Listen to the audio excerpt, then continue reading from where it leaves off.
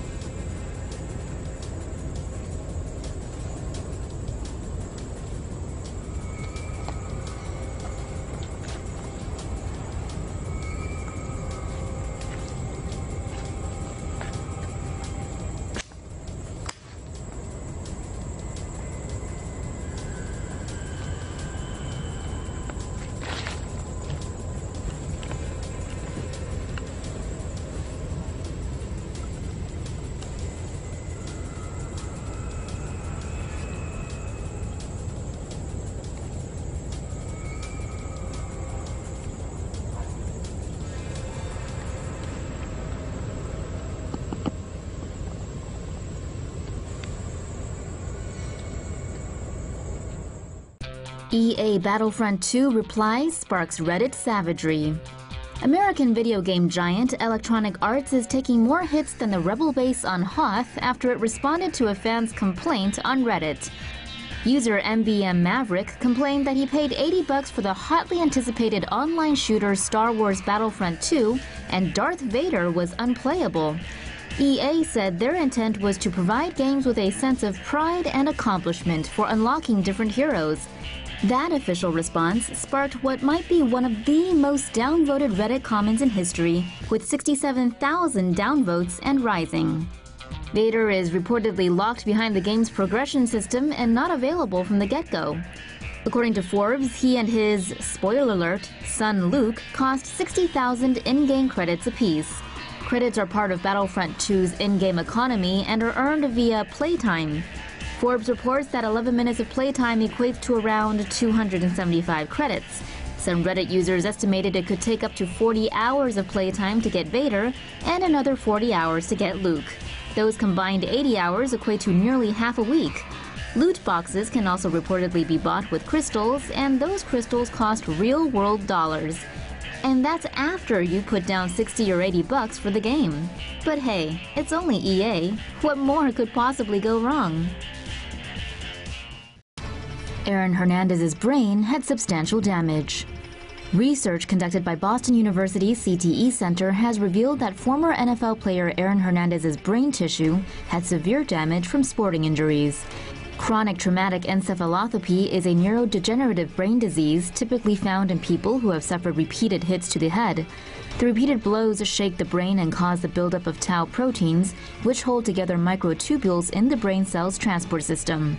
Tau protein buildup can gradually disable neural pathways and cause memory loss, dementia, and ultimately kill brain cells over time. 99% of NFL players included in the study were diagnosed with CTE, while 91% of college football players had the same disease.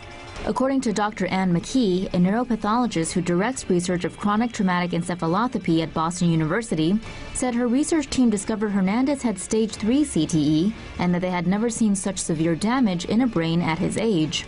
Less than a year after signing a $40 million contract in 2012 with the New England Patriots, Hernandez was convicted for the murder of Odin Lloyd in 2013. Hernandez was also involved in a double homicide in 2012. On April 19, 2017, Hernandez hanged himself in a prison cell while serving a life sentence for murder. He was 27 years old. McKee and her team of researchers believe CTE severely impacted Hernandez's decision-making abilities during the events leading up to his death. Hernandez also inherited a genetic profile that may have made him more susceptible to CTE. Alligators versus sharks. Don't like sharks? Then gators might be your new best pal. Research published in the journal Southeastern Naturalist details alligators eating sharks around the coasts of Georgia and Florida. Alligators' diets typically consist of shellfish, fish, and some mammals. Researchers pumped the stomachs of 500 alligators and found small sharks and stingrays inside some. Alligators mainly hunt in freshwater, but can sip rain during storms from the water's surface to prolong their time in saltwater. The research also considered cases of sharks eating alligators and old reports of mass battles between the predators during floods. Notably, they look at a case from the late 19th century where sharks were attracted to fish blood from alligators feeding. The researchers say a storm and flooding washed the alligators out to sea. And it's there that the sharks attacked. Disneyland shuts down 2 cooling towers after Legionnaire's outbreak. If you're thinking about a trip to Disneyland, now is the perfect time. Disneyland has shut down 2 of its 18 cooling towers after an outbreak of Legionnaire's disease. 12 cases of the bacteria-caused illness were discovered about 3 weeks ago among people who went to Anaheim or Disneyland. Legionnaire's disease is a severe lung infection caused by Legionella bacteria through exposure to contaminated water or mist. The source of the mist can be air conditioning units, showers, or hot tubs. It is not contagious between humans. It is treated with antibiotics. Disney is now waiting on health officials to see when the 2 towers can be put back online. Bill Gates' firm is planning a smart city in Arizona. Forget your smartphone. How about a smart city? A real estate investment firm owned by Bill Gates has invested $80 million in a project to build a smart city called Belmont in the Arizona desert, 50 miles west of Phoenix. Belmont would be constructed on a flexible infrastructure model that can accommodate high-speed digital networks, data centers, advanced manufacturing, and distribution models. The smart city will have 3,800 acres for office, commercial, and retail space. 470 acres will be allotted for public schools. Belmont will also have 80,000 residential units. One of the reasons Belmont was chosen is its location next to the proposed Interstate 11 freeway. If completed, Interstate 11 would connect the Belmont area to Las Vegas.